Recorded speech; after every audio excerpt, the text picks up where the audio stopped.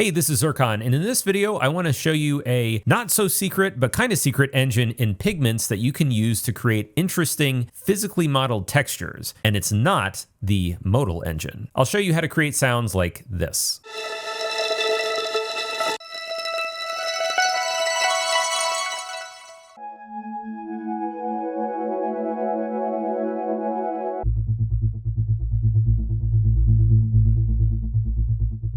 Ready? Let's get started. So as a quick recap, the Modal engine is supposed to emulate the sound of a plucked string or beam, and the way that string is plucked can be changed by the collision module here. We can kind of scrape a pick or a plectrum, can change what the transient sounds like. We can change the brilliance and warp the frequency spectrum. There's certainly a lot of really interesting sound design tools here, but what I find really interesting is the module here, Friction, how we can create these more sustained textures. And essentially, friction is just re-triggering the string very, very quickly, and how quickly it's re-triggered is based on the density knob. And when you trigger it really, really fast, like hundreds or thousands of times a second, it starts to almost sound like reverb. And then there's an alternative granular mode, and this lets you pick from a handful of different samples that are then sent through the string. That's all well and good. Now I want to show you the way to do this using a different engine that offers very unique sound design possibilities. So we're going to go over to the sample engine, and I have a basic noise sample here. This is just one of the ones that's included in Pigments.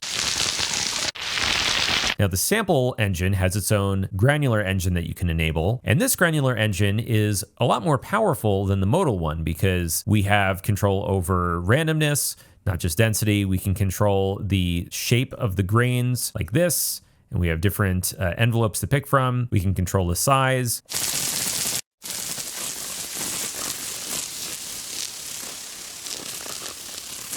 But this is still just noise, right? So where does the textural part come in? Well, in this module in the lower left, we've got our standard unison and chord and super that is present in a lot of the other Pigments engines, but we also have Resonator. So what happens when we enable this?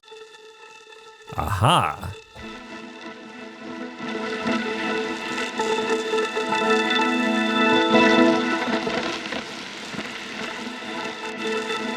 So essentially, the Resonator module is kind of like a condensed version of the Modal engine, but now we have a lot more control over what's going into the Resonator than we do with just this little granular mode. So let's break this down. What's happening? You could think of the density knob as how often the Resonator is triggered.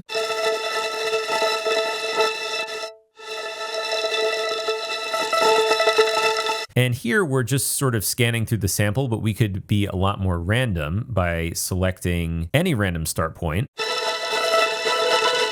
as well as play it both forwards and backwards at random. The resonance knob can be thought of as the sustain.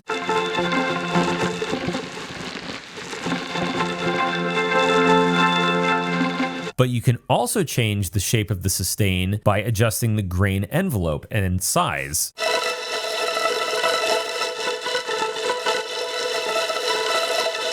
We could use something like this one, which is going to be a lot sharper. We can make the hits very, very short. A little bit longer.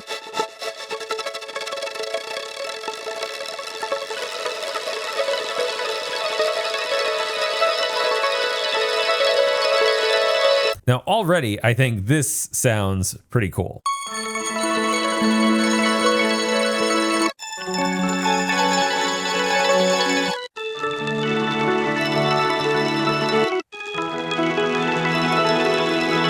Let's just change the envelope a little bit so we get more of a pad-like attack and release.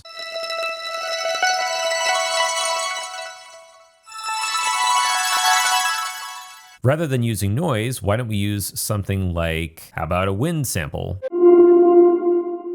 Now, because the input sample is a lot more resonant to begin with, let's reduce the resonance knob.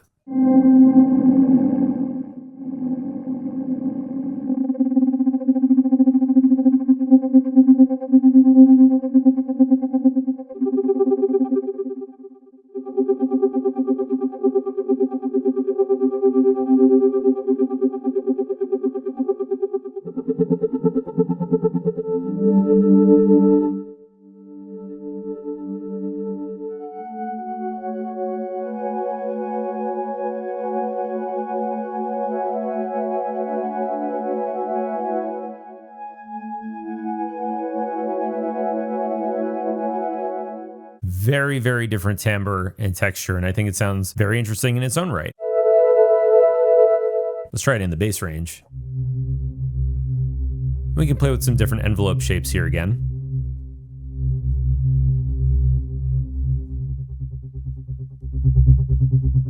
And here we could actually get into maybe a more pulsy kind of texture rather than having it just as a wash. Let's try changing this to something like 16th notes.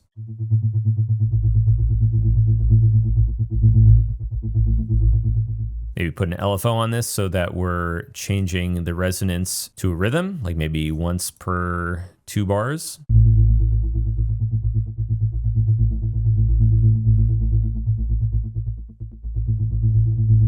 And with this setup, we can simply change input recordings and get a totally different sound.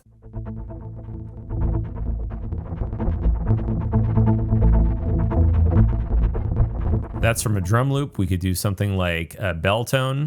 But here with a long decaying recording, we probably want to limit the start time to more like just the start of the sample.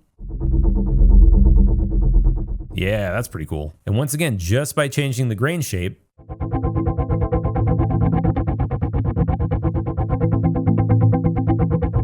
and the size, we can get all kinds of very interesting sounds from here. But there's something else I really like about this, which is the Inharmonic knob. Now that opens up a whole new range of possibilities for your pad textures.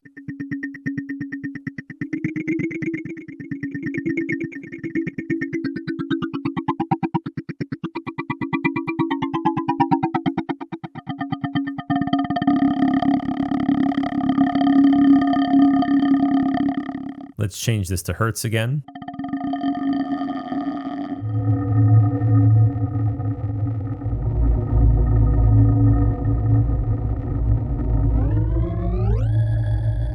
It's got a very icy tone to it, doesn't it? Here's a glitchy texture. Let's back down the density to start with.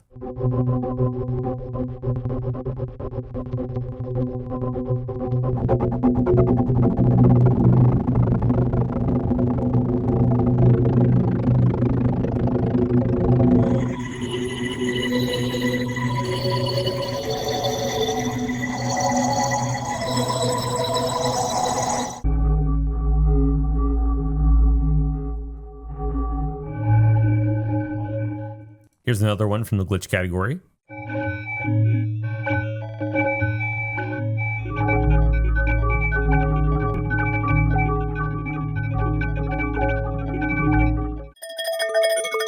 Remember, that's in the bass range. The high range is going to sound very different.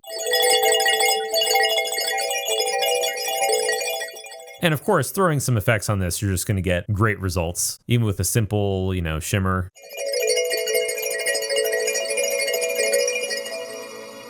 A little echo.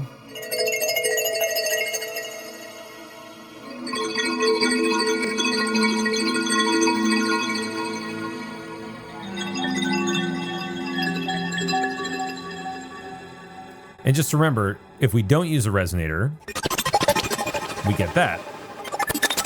So the resonator is what is imparting the useful pitch information here. Otherwise, we're just kind of getting cool, but hi, Mumu. Cool, but maybe not as tonally useful granular textures and noise. Anyway, that is the kind of sort of secret Pigments granular resonator trick that you can use in the sample engine. What did you think? I'm already using this in the Pigments preset library that I've been working on. Hopefully you'll get some use out of that once it's released. I'd love to hear what sort of techniques you might have found in Pigments that are not immediately obvious when you're just looking at the engine options. So leave a comment below. Let me know what you think. This has been Zircon, and I will see you in the next one.